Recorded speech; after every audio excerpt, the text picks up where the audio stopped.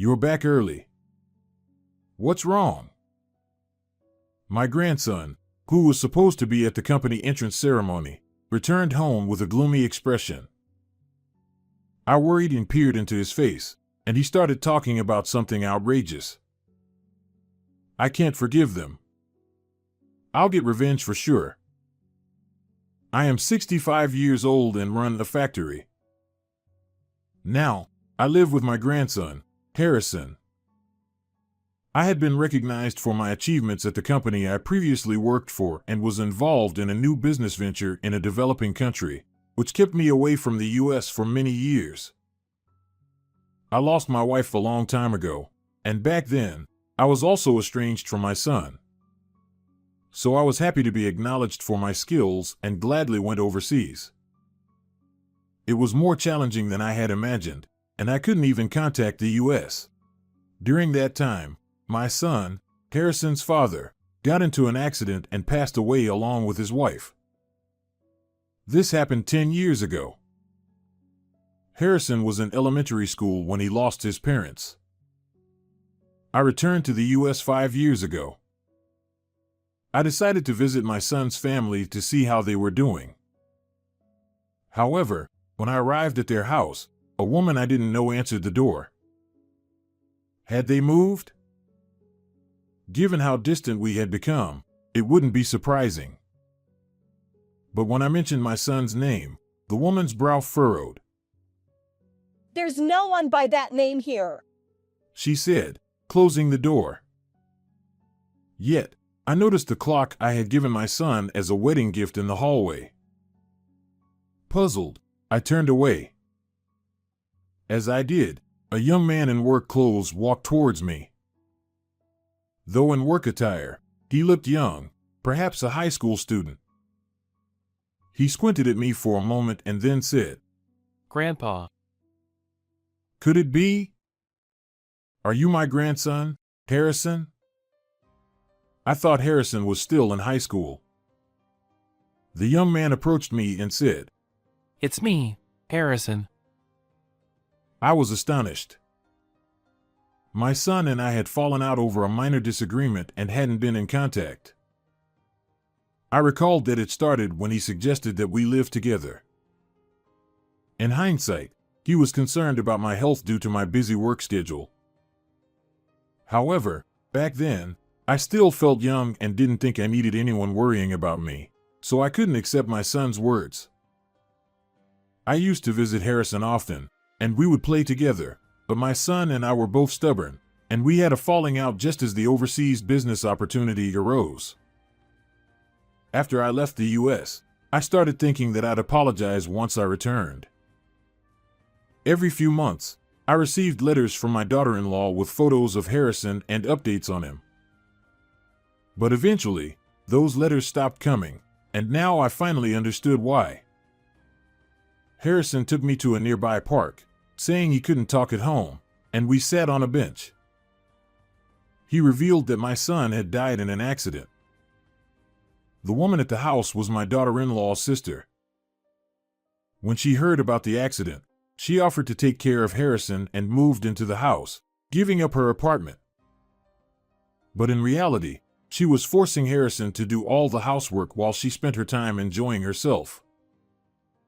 Harrison wanted to go to high school, but she told him they couldn't afford it, so he started working part-time to cover living expenses after graduating from middle school.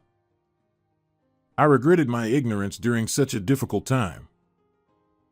However, Harrison reassured me. "It's not your fault, Grandpa." He mentioned that he now had a job at a factory, which seemed to be due to my influence. "My goal is to be like you, Grandpa." Harrison said, looking a bit embarrassed. He had always been a kind child, and despite the circumstances, he remained the same. After losing his parents, Harrison was bullied at school, particularly by John, the son of a local business owner, who often looked down on him. John would say things like, "You're too poor to go to high school, huh? And, It's sad you don't have parents. My dad's a CEO. so I live without any worries. In front of everyone. Harrison told me. I didn't have a place at school or home, but thinking about you working hard overseas made me want to be like you. It gave me the strength to keep going. I was deeply touched by his words. First, I drove Harrison's aunt out of the house.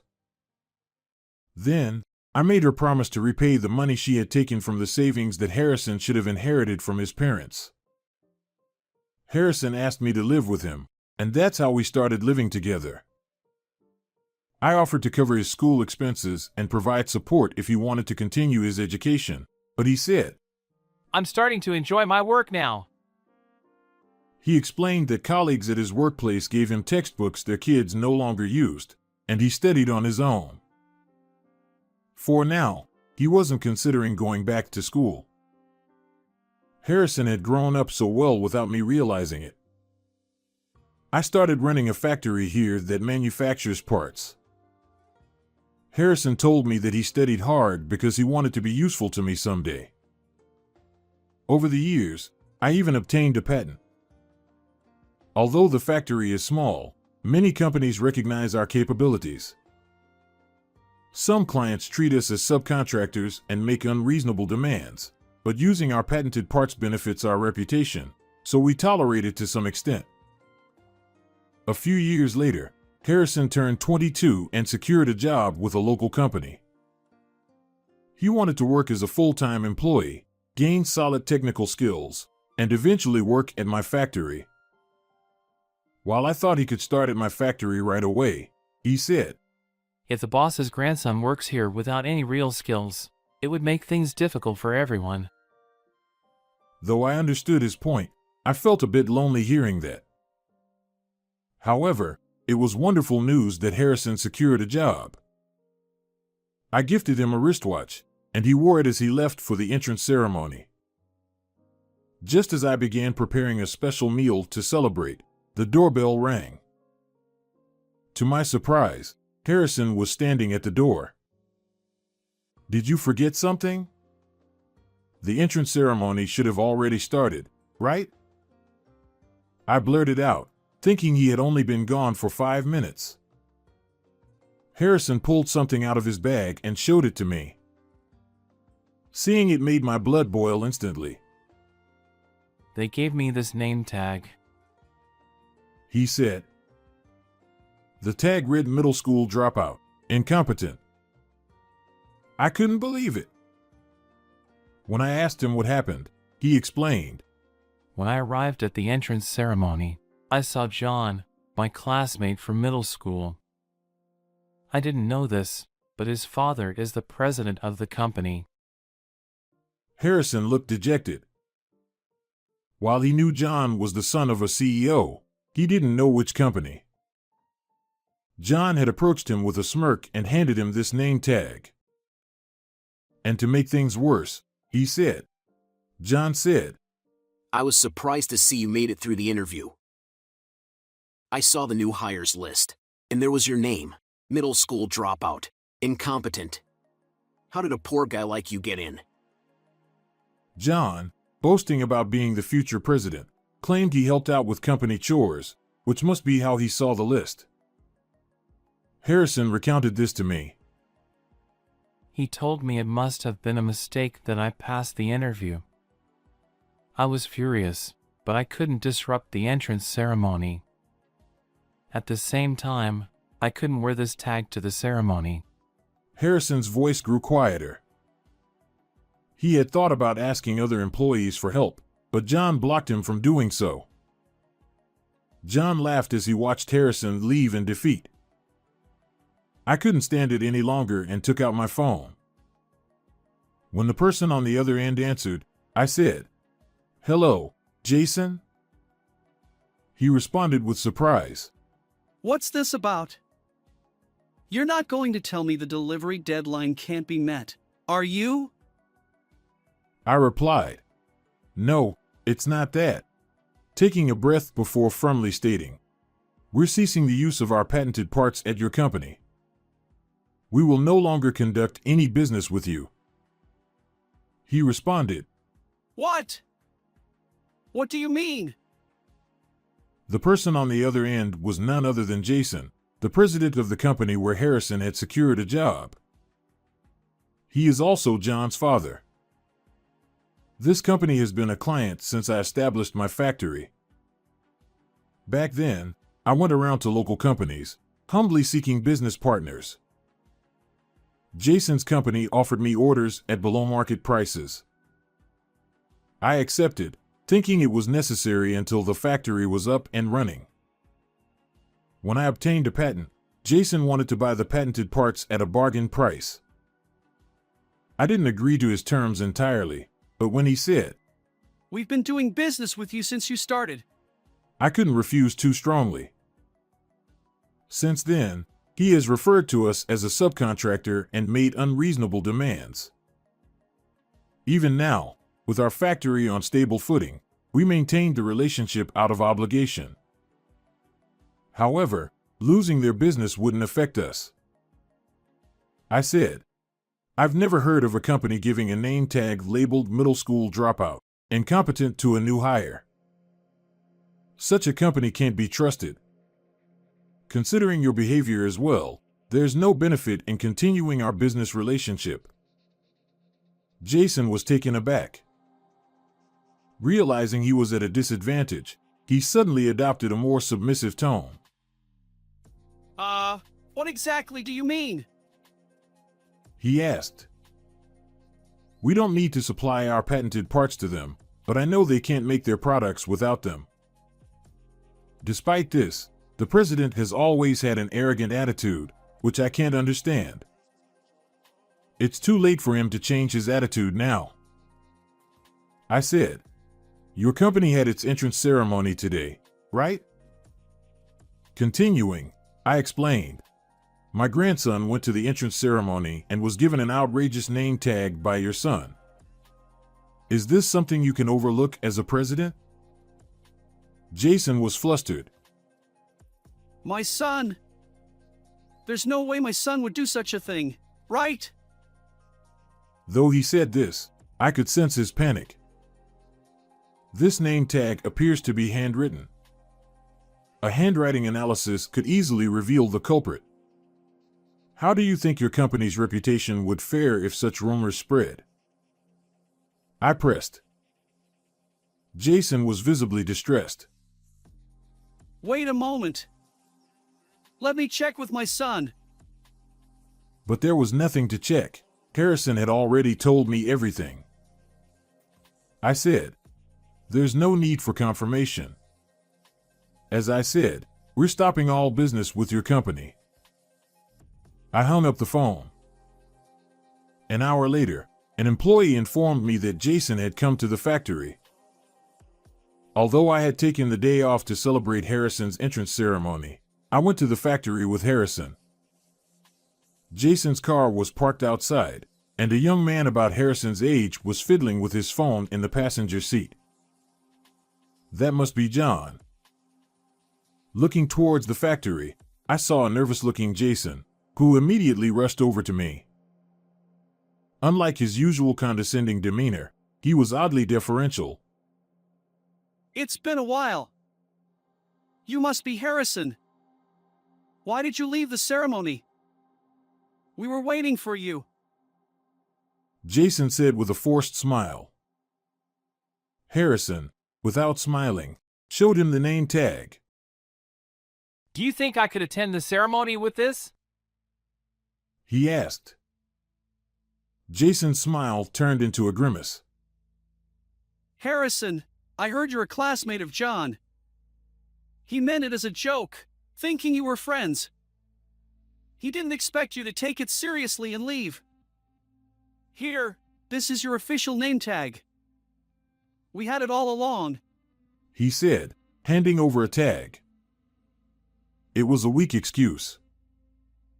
Harrison, emotionless, calmly responded. That format is different from the ones distributed at the ceremony today. Jason's face turned pale. I stepped in. Did John make the name tag that says middle school dropout, incompetent? I asked. Jason looked at me and was at a loss for words, which confirmed my suspicion. They might have made a proper name tag afterward, but it was too late. As the president, it's understandable that you might not know about the specifics of the name tags for the ceremony. However, it's your fault that your son doesn't know right from wrong. Your son's behavior is a reflection of your own, taking advantage of a new factory and looking down on us. Jason turned pale and said, I apologize. Harrison sighed. I told Jason. When I found out Harrison's job was at your company, I told him about your attitude. Harrison wanted to experience various companies and learn from them, so I didn't stop him. Harrison nodded in agreement. Jason apologized again. I apologize. His insincere apologies made me even angrier. Is all you can do repeat empty apologies? Your son did this, right? He's in the car playing with his phone. Why hasn't he come out to apologize? He clearly doesn't think he did anything wrong, does he? Jason turned pale and rushed to the car, dragging a reluctant John out. When John stood before Harrison, he muttered an insincere apology. I'm sorry. Just like his father. Harrison was calmly furious. If you don't mean it, I don't want an apology. Harrison said, I may have only finished middle school, but I don't deserve to be called incompetent. At the very least, I think I'm more competent than someone who doesn't understand the consequences of their actions. John glared at Harrison, but Jason restrained him and forced a nervous smile. Harrison, we're looking forward to seeing you at work tomorrow. Jason said, attempting to smooth things over. Harrison firmly responded, No, after such humiliation, I have no desire to work for your company. It doesn't seem like there's anything valuable for me to gain there. I nodded and shifted the conversation. Regarding the patent parts, it's time for our contract renewal this month.